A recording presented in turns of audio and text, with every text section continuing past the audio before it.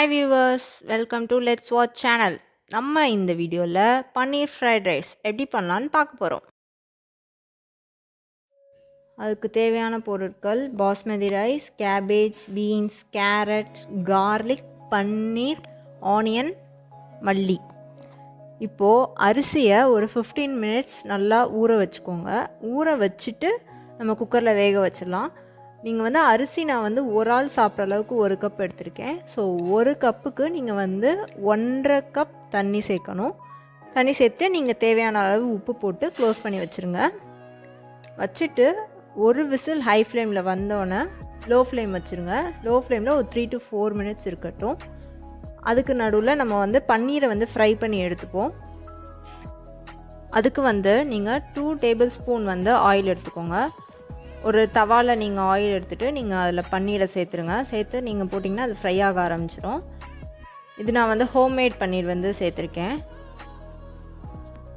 So இது சீக்கிரமே உங்களுக்கு கலர் சேஞ்ச் ஆக ஆரம்பிச்சிடும். அதனால் நீங்கள் பார்த்து அப்பப்போ பக்கத்துலேயே நின்று அதை ஃப்ரை பண்ணி எடுத்துருங்க. அது கொஞ்சம் கோல்டன் ப்ரௌன் ஆகிற வரை நம்ம ஃப்ரை பண்ணணும். ரொம்ப கருகிராமல் பார்த்துக்கோங்க.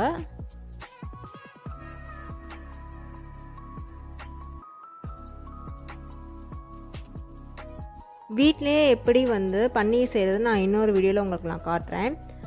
ஸோ இப்போ நம்ம பன்னீர் ஃப்ரை ஆகி ரெடி ஆகிடுச்சு. தனியாக எடுத்து வச்சுக்கோங்க. இப்போ நம்ம ரைஸ் ரெடி ஆகிடுச்சு.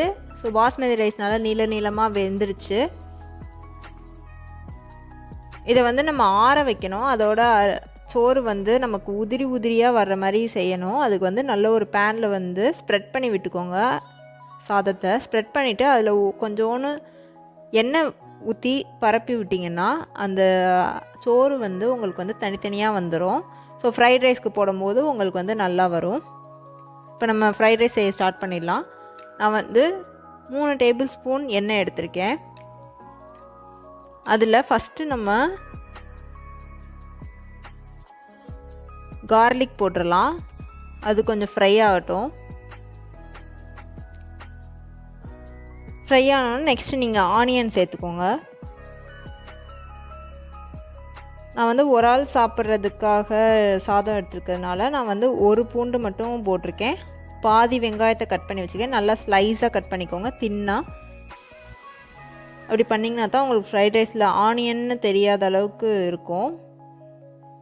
அதை நல்லா ஃப்ரை பண்ணிக்கோங்க.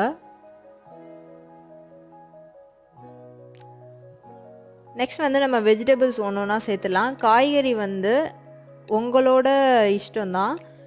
நீங்கள் பட்டாணி, ப்ரக்கோலி அந்த மாதிரி கூட சேர்த்துக்கலாம். நான் இப்போ பீன்ஸ் சேர்த்துருக்கேன். ஃபஸ்ட்டு பீன்ஸ் நல்லா வேகட்டும். ஏன்னா பீன்ஸ் வேக கொஞ்சம் டைம் ஆகும். அதனால் ஃபஸ்ட்டு பீன்ஸை வச்சு நம்ம இது பண்ணிடலாம். நெக்ஸ்ட் கேரட் சேர்த்துக்கோங்க. கட் பண்ணுறதும் நல்லா பொடியாக கட் பண்ணிங்கன்னா தான் சீக்கிரமாக வேகும். ஏன்னா எல்லாமே நம்ம சட்டியில் தான் போட்டு வதக்கி தான் வேக வைக்க போகிறோம். அதனால் நல்லா சின்னதாக ஸ்லைஸாக கட் பண்ணிக்கோங்க. நான் கேரட்டை நீளமாக கட் பண்ணிக்கேன். அது சீக்கிரம் வெந்துருன்றதுனால நீங்கள் நீளமாக கட் பண்ணிக்கலாம். நெக்ஸ்ட் கேபேஜ் ரொம்ப சீக்கிரம் வெந்துடும். அதனால் நீங்கள் கேபேஜை லாஸ்ட்டாக சேர்த்துக்கோங்க. நீங்கள் பட்டாணி அதெல்லாம் கூட இருந்தால் நீங்கள் ஃபஸ்ட்டே சேர்த்து வதக்கி விட்டுக்கோங்க. அப்புறம் இதை நீங்கள் சேர்க்குற காய்கறிக்கு தேவையான அளவு உப்பு. ஸோ நான் இதுக்கு 1/2 teaspoon தான் போட்டிருக்கேன். ஸோ அதையும் போட்டு நல்லா சேர்த்து வதக்கிக்கோங்க. எல்லா காய்கறியும் வதங்கினதுக்கப்புறமா லாஸ்ட்டில் நம்ம பன்னீர் சேர்த்துடலாம். ஸோ நல்லா வதங்கிருச்சு அப்படின்னு தெரிஞ்சதுக்கப்புறம் நீங்கள் பன்னீர் சேர்த்துக்கோங்க. உள்ள பன்னீரை சேர்த்து ஒரு கிளறி நல்லா பரட்டி விட்டுக்கோங்க. ஸோ இப்படி வதக்கிறதுலே நம்ம காய்கறி எல்லாமே வெந்துடும். கேரட், பீன்ஸ், கேபேஜ் எல்லாமே. ஸோ அதுக்கப்புறம் நீங்கள் பெப்பர், நம்ம ஃப்ரைட் ரைஸ்க்கு தேவையான அளவு பெப்பர். நான் பிளாக் பெப்பர் யூஸ் பண்ணியிருக்கேன். நீங்கள் ஒயிட் பெப்பர் இருந்ததுன்னா நீங்கள் அது கூட யூஸ் பண்ணலாம். ஒயிட் பெப்பர் கொஞ்சம் மைல்டாக இருக்கும் காரம். மேக்ஸிமம் ஒயிட் பெப்பர் தான் சேர்ப்பாங்க. அப்புறம் நீங்கள் சோயா சாஸ், இது ஆப்ஷனல் தான். சோயா சாஸ் சேர்த்திங்கன்னா உங்களுக்கு ஃப்ரைட் ரைஸோட கலர் கொஞ்சம் கொடுக்கும். அண்ட் உங்களுக்கு அந்த சைனீஸ் ஃப்ரைட் ரைஸ்க்குரிய டேஸ்ட் கிடைக்கும். நீங்கள் சோயா சாஸ் இல்லைனாலும் நீங்கள் அவாய்ட் பண்ணிக்கலாம், ஒன்றும் பிரச்சனை இல்லை. அதையும் போட்டு நல்லா பரட்டிட்டு நெக்ஸ்ட் நீங்கள் வேக வச்ச அந்த ரைஸ் நம்ம சாதத்தை உள்ளே சேர்த்துடலாம். சேர்த்துட்டு நல்லா பரட்டி விட்டிங்கன்னா நம்மளோட அந்த பெப்பர் உப்பு எல்லாமே சேர்ந்து ரைஸோடு சேர்ந்து கிளறிடும். ஈஸியான ரெசிபி தான், நீங்கள் வீட்டில் சிம்பிளாக நீங்கள் ட்ரை பண்ணலாம். ஸோ ஹோட்டலில் போய் தான் நம்ம ஃப்ரைட் ரைஸ் சாப்பிட்ணும் அப்படின்ல நம்ம வீட்டிலே கூட ஈஸியாகவே செஞ்சிடலாம். இருக்க வெஜிடபிள்ஸ் வச்சு. சின்ன குழந்தைங்களுக்குலாம் வந்து ஃப்ரைட் ரைஸ்னு கொடுத்தா அவங்க நிறையா வெஜிடபிள்ஸும் நம்ம அவங்களுக்கு சேர்த்த மாதிரி இருக்கும். ஸோ அவங்க கிட்ஸுக்கு கொடுக்கும்போது நீங்கள் சோயா சாஸ் கூட அவாய்ட் பண்ணிக்கலாம்.